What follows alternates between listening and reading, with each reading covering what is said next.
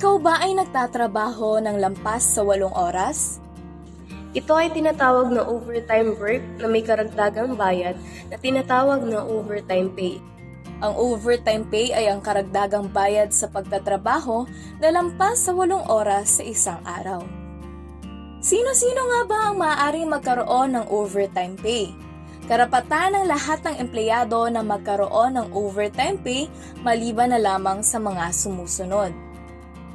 Mga manggagawang binabayaran depende sa natapos na trabaho o mga piece rate workers, mga tauhan na regular na gumaganap ng kanilang tungkulin na malayo sa kinaroroonan ng negosyo o mga field personnel, mga kasambahay o mga taong naninirahan at nagbibigay serbisyong personal sa ibang tao, mga managerial employees, opisyal o miyembro ng managerial staff, at kawani ng gobyerno.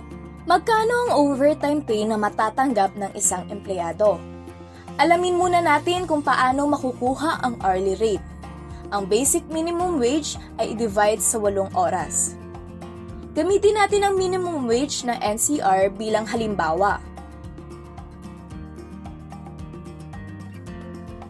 Narito naman ang computation ng overtime pay sa iba't ibang klase ng araw.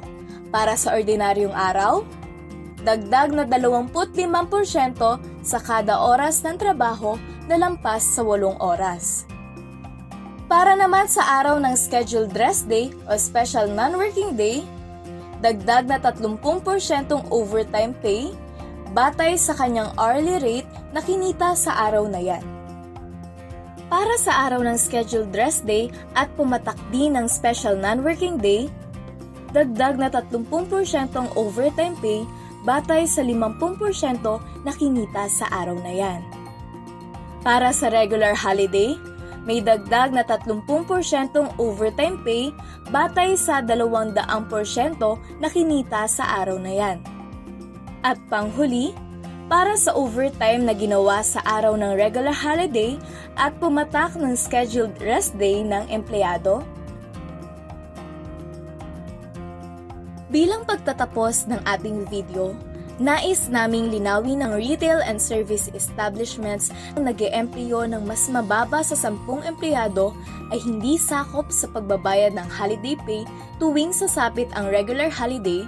Sila pa rin ay mandatory na magbayad ng dagdag na 25% overtime rate dahil ito ay ituturing na ordinaryong araw lang para sa kanila.